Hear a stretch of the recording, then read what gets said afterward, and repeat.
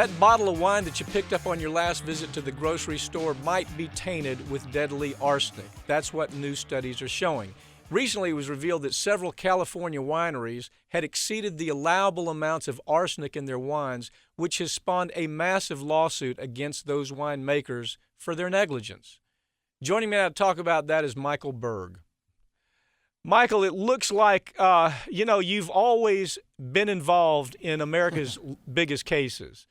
But I got to tell you, as I look at this case that we're talking about here, the wine industry, this is a big one, and it is a very important one. And I guess I ought to start off by saying good job, first of all, because it looks like nobody else had enough guts to go forward with this, even though they knew there was a problem. Lay this wine story out for us a little bit. Yeah, let me first make sure everybody understands that we're not against the wine industry. As I said at the press conference, we love wine, we love drinking wine. The problem is that the cheap wines, there's 83 wines that have been tested in which the amount of arsenic is more than double the amount of arsenic allowed by the EPA in drinking water.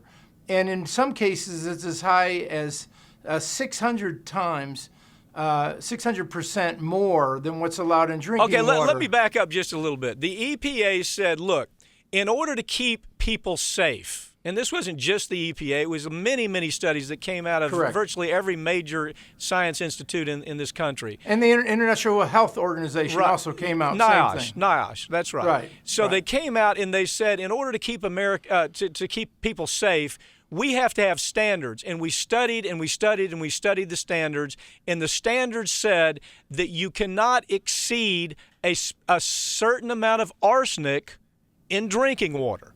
Right. You can't. Right, 10 parts per billion. 10 parts per billion. They said if you do, the problem is it causes neurological disease, has potential to cause cancer, has potential to cause leukemia, and a whole host of different problems. I mean, there's a whole list. That's not exclusive. It's not all inclusive. But arsenic causes bad results in human health. It's poison. Okay. Arsenic is poison. It's what they use to kill rats. It's rat poison. Arsenic is poison. Why is it in the cheap wines? Why is it there to begin with? Well, you know what? Let's start with, there's really, and again, we won't know until we actually see their testing, but the testing showed, it's important, I think, to break down the arsenic from organic and inorganic arsenic. Okay, explain that. Organic arsenic will come from the soil, and we've seen that in the apple juice cases, we've seen it in some of the rice cases, and the inorganic arsenic, while it's dangerous, is not as dangerous as the inorganic. The inorganic comes from pesticides. It comes from filler that's being put in. We know on the cheap wines that we believe that they don't do the filtration properly, and we actually, through our insider, the wine industry insider Kevin Hicks, who actually brought the case to us after he found out when he was just testing wines that these large amounts of arsenic were in the wines, and these cheap wines, $10 and less. He went to the wine industry and they refused to talk to him.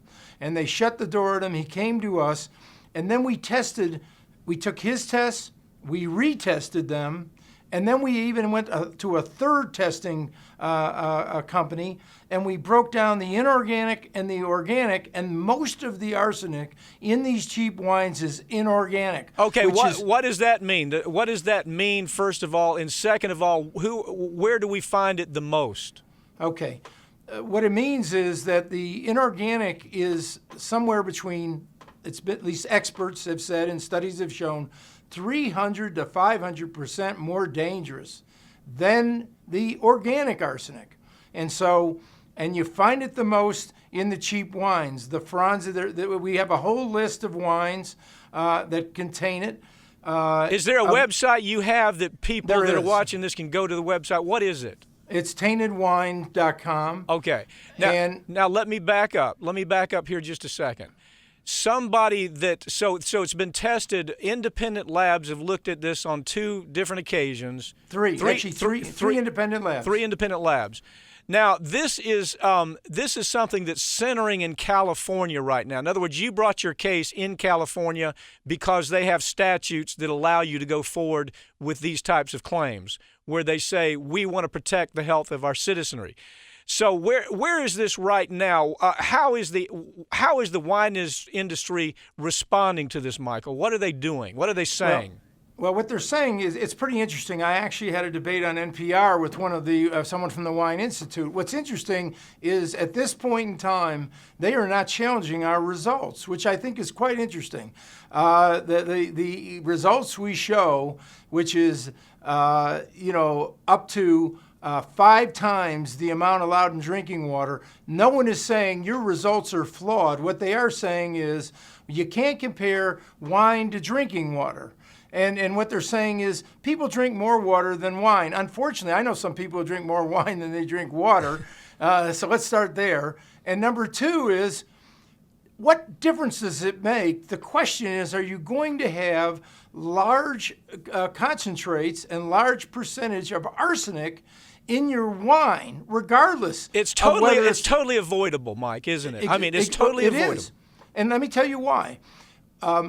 Kevin Hicks he tested 1,300 wines and came up with 83 that were more than double the limit for drinking water.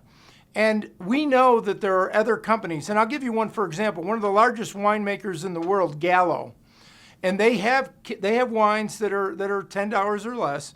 They do not violate the drinking water standard. So we know that a winery can if they want to worry about the public health, they can make sure that they don't have levels that are in excess of the 10 parts per billion. They can do it through better filtering. They can do it. We found out, Mike, that there's this grape goo that for some of the cheap wines, and we have cartons of it, where they put that in, and that has 10 times the amount. And this is mainly from pesticides. It's a cumulative. What we're talking about is a pesticide problem here, because the leaf of the grape is so large, it bears such a burden of the pesticide, and that's where the grape gets its nutrition. Did I get that right? Well, that's partly right. It's coming from there, but it may be coming from other sources, which is you're buying this cheap grape goo, which we don't even know where it's made, where they've not filtered it at all.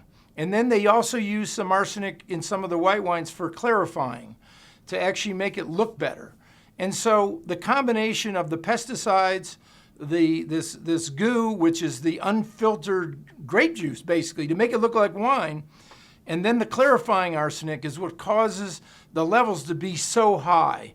And every expert on arsenic will tell you, number one, you don't want any arsenic in your wine if you can help it, even though almost every wine has some arsenic in it because of the nature of the soils in which it's made. But to have levels this high, it's a health risk. And what we asked was they take the wine, the box wines, the cheap wines, take them off the shelf. Yeah. In other words, the solution here, Mike, and we're out of time, but the solution is this is not against the entire wine industry. It's the people who are cutting corners, creating a cheap wine, and people's health is at risk. Mike Burg, thank you for joining me. Thank you, Mike.